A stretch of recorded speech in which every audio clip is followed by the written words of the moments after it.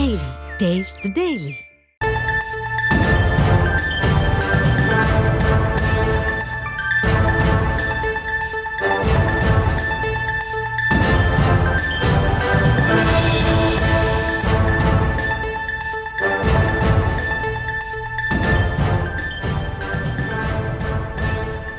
அண்மை செய்தி.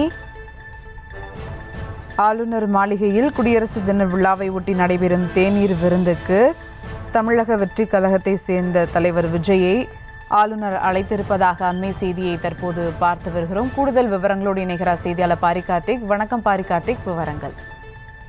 வரும் குடியரசு தினம் அன்று ஆளுநர் மாளிகையில் நடைபெறும் தேநீர் விருந்து தற்போது தமிழக வெற்றி கழக கட்சிக்கும் அழைப்பு விடுக்கப்பட்டிருக்கிறது.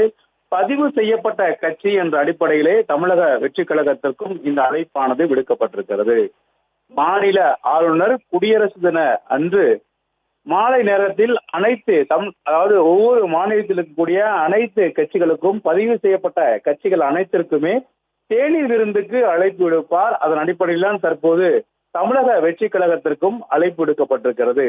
ஏற்கனவே தமிழகத்தை பொறுத்த வரைக்கும் பல கட்சிகள் இந்த ஆளுநருடைய தேநீர் விருந்தை புறக்கணித்திருக்கிறார்கள்.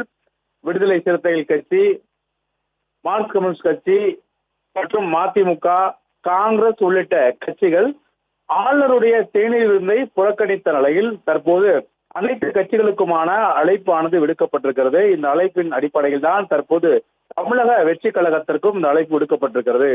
பதிவு செய்யப்பட்ட மாநில கட்சி என்ற அடிப்படையில் தற்போது தமிழக வெற்றி கழகத்திற்கு அழைப்பு விடுக்கப்பட்டிருக்கிறது.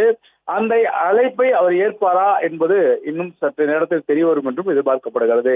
பதிவு செய்யப்பட்ட கட்சிகள் என அனைத்து கட்சிகளுக்குமே ஆளுநர் குடியரசு தினன்று அழைப்பு விடுப்பது வழக்கம். தேநீர் விருந்தில் கலந்து கொள்ள சொல்லி அழைப்பு விடுப்பது வழக்கம். அந்த அழைப்பின் அடிப்படையில் தான் தற்போது தமிழக வெற்றி கழகத்திற்கும் இந்த அழைப்பானது விடுக்கப்பட்டிருக்கிறது. கூடுதல் விவரங்களுக்கு நன்றி பாரி கார்த்திக்.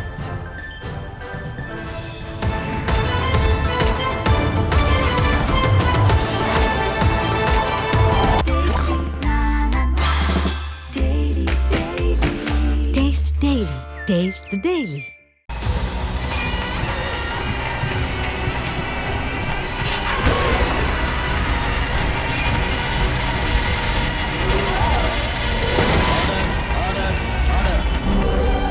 நிகழ்தகவு குற்றங்களின் மறுபரிமாணம்.